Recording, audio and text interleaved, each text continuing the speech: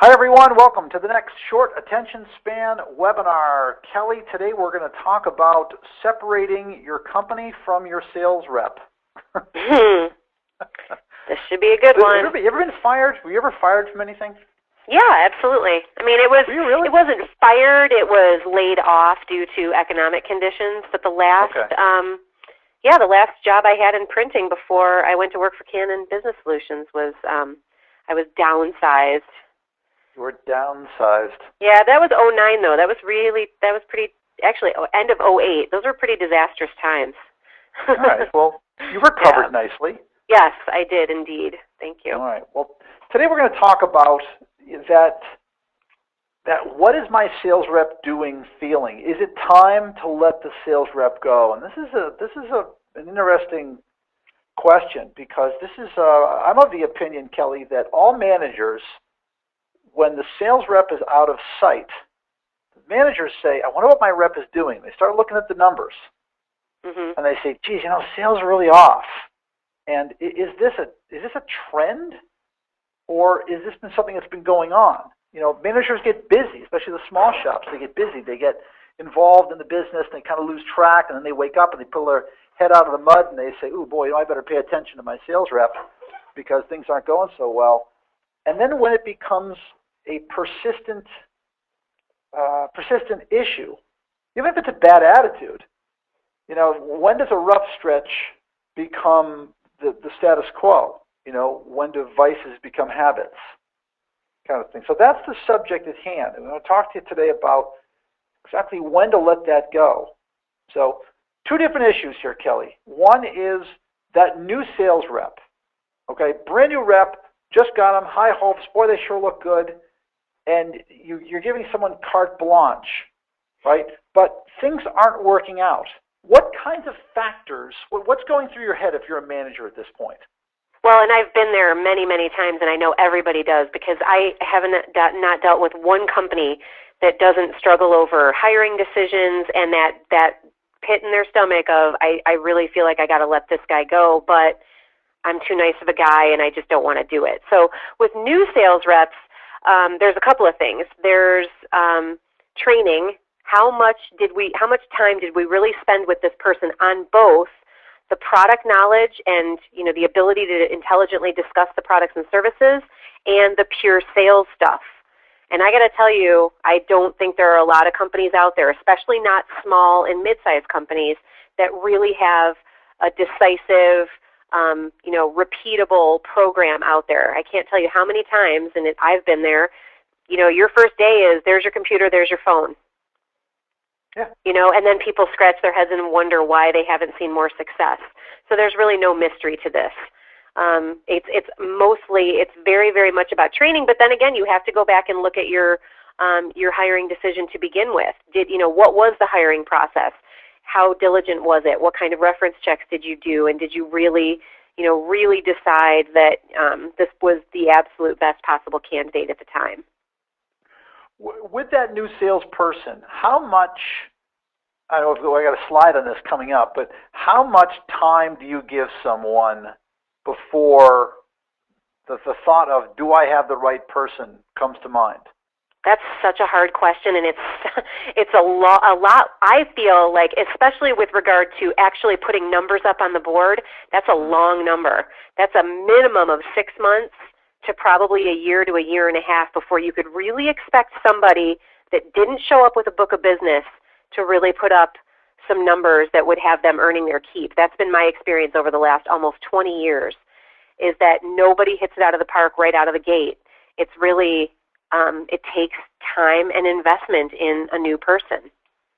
I agree. I think even an experienced sales rep walking in, not having a book of business, that's a minimum of 6 months in this economy these days. And I've got examples in my head that I can think of. The selling cycle in general, I think, is 3 to 6 months, but it's that 6 month period is when you're going to see results. Now, that doesn't mean that you won't, as a manager, start thinking, oof, boy, have I made a mistake prior to that. Right. And that's the question that we want to attack here. As far as an existing rep goes, what happens is that they've typically lost a big account or plural, multiple accounts. And oh, Kelly, I hate getting this phone call. You know, I get this one at 10 o'clock at night from someone that says, "Hey, Bill, I don't know you. I've been on your site. I've been getting your tips, getting your short attention span webinars with Kelly, and I just lost a big account, and it just blew a 40% hole in my volume, my income, Yeah. and I have not been prospecting to replace it." And that's really what we're talking about. That's the situation. So the message, one of the messages that both Kelly and I want to get out, we really believe here, is you don't want to give up on someone who is focused on doing the right things. Because I really believe that if you do X, Y is going to happen. X is calling on the right market. If you got a rep who says, "Yep, you're absolutely calling on the right people there, Kelly, and I've listened to you on the phone. You listen on the phone. You've got some value to say. You're doing pre-call research. You're not just calling up saying, 'Can I sell you print? Can I sell you packaging? Can I sell you labels?' You're solving problems. You showed me that you have a plan. You check in with me on a regular basis. And you know what?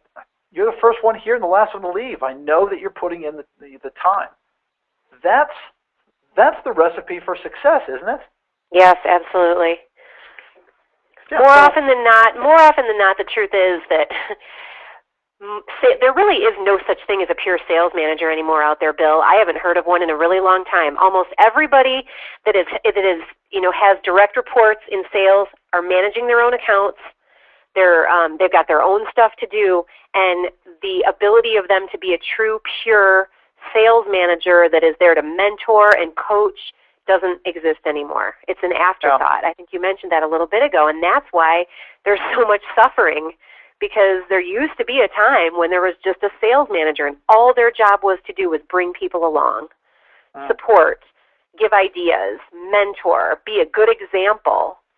You know, there's nothing more frustrating to a salesperson than to say, "Well, then what should I be doing?" And you get a blank stare. Just go sell. Yeah. Oh, that is not helping anybody. It really isn't. So, Bill, you're absolutely right. The activities and the will and the attitude and all those things, if they're there, they're probably worth investing another 3 to 6 months in. But you got, be very, looking at this stuff very, very carefully. Well, certainly, Kelly, there's a checklist, right? I mean, what do we look at? Everything that we do as salespeople is measurable. Right. Right? Easy. Yeah. If the volume is there and the volume is growing, then great. Now, I really don't like the whole 30-day segment thing. With any rep, whether they're new or existing rep, what I suggest you do is to add 3 months, so January, February, March, add those 3 up and divide by 3 and write down that number. Then take February, March, April, add those 3 up, divide by 3, write down that number. And continue with that and then chart those numbers. Because, somebody who sells $50,000 may have nailed a $40,000 account on the last day of the month. So, that's a great month. Wow, you have $50,000. And the next month they do 10.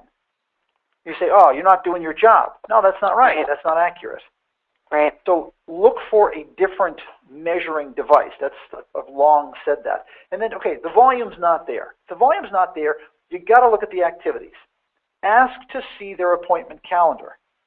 Are they getting a lot of first appointments? That's great. But if they're not getting any second appointments, now you know where the problem is. Or if they're getting second appointments, but they're not getting quoting, now you know where the problem is. Everything that we do is measurable, but don't just measure the results.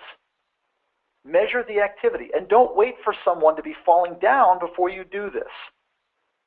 The last thing I think is, this is kind of the non sequitur. If you've got somebody who's banging on your door saying, can I ask you for your help? If you've got somebody that comes in and sits down and says, "I'm stuck, I'm not motivated," these are all very, very good signs. If you've got somebody that's making mistakes, they're young and they're making mistakes, they're just starting out, that's fine. They're supposed to make mistakes. Go tell them to make mistakes. Hopefully they won't make the same mistakes. But here again, you can't. There's somebody that's taking a risk, and they've got to feel comfortable to come to you. It's the ones that clam up and stop talking. That's when the problem really starts. All right. So, is there a way we can answer the question when to fire your rep? I don't think there's a definitive, because everybody's different. But there is a checklist that you can go through. There is a thought process that you can go through. And I think before you do, Kelly, you want to give someone that well, you want to have the come to Jesus meeting, but you want to have that, hey, you're on double secret probation here. Right. And you always want to feel like you haven't done something before. That it should never come as a surprise. Let's put it that way. Like they should know.